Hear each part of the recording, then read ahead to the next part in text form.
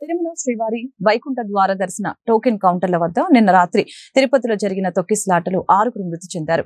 ఈ ఘటనపై టిటిడి మాజీ చైర్మన్ వైసీపీ నేత భూమన కరుణాకర్ రెడ్డి విమర్శలు గుప్పించారు.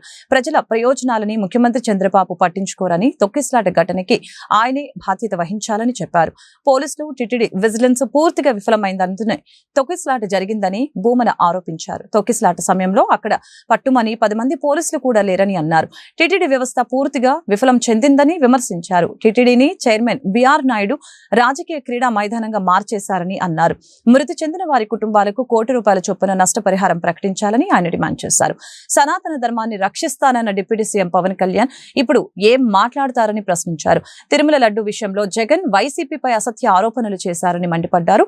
తిరుమలను దేవుణ్ణి చంద్రబాబు రాజకీయం కోసం వాడుకుంటున్నారని దుయ్యబట్టారు. సేవలో తరించాల్సినటువంటి ఉద్యోగస్తులు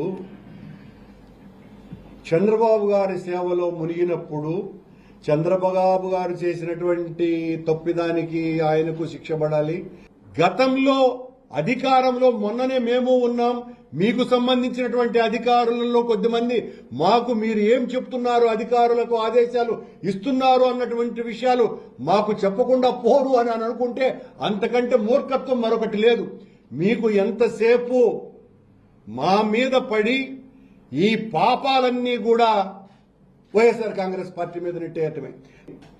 సనాతన ధర్మాన్ని పరిరక్షిస్తాను అని తిరుపతిలో వీరతాడులు వేసుకొని తిరిగినటువంటి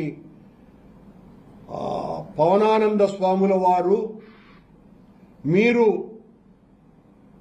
మరి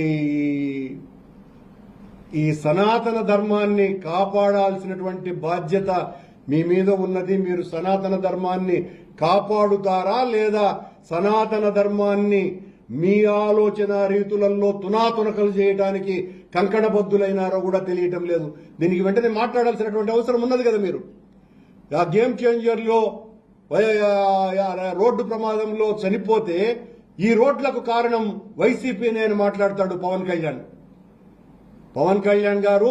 ఈ రోజు జరిగినటువంటి ఈ ఘటనకి మీరు సనాతన ధర్మాన్ని కాపాడుతానని మాయమాటలు చెప్పడం మూలంగానే జరిగింది అని మా ఆరోపణ.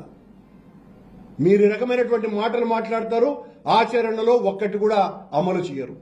అలాగే గాయపడిన ప్రతి ఒక్కరికి కూడా కనీసం 20 లక్షల రూపాయలు ఇవ్వవలసినటువంటి అవసరం మేము గట్టిగా డిమాండ్ చేస్తున్నాం.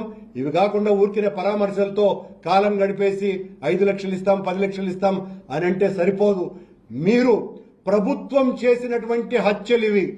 ఒక మాటలో చెప్పాలంటే బాధ్యతారాహిత్యంగా వ్యవహరించటం మూలంగా ప్రభుత్వం చేసినటువంటి తప్పిదం కారణంగా జరిగినటువంటి ఈ చర్యకు ఒక్కొక్కరికి చనిపోయినటువంటి వాళ్లకు ₹1 కోటి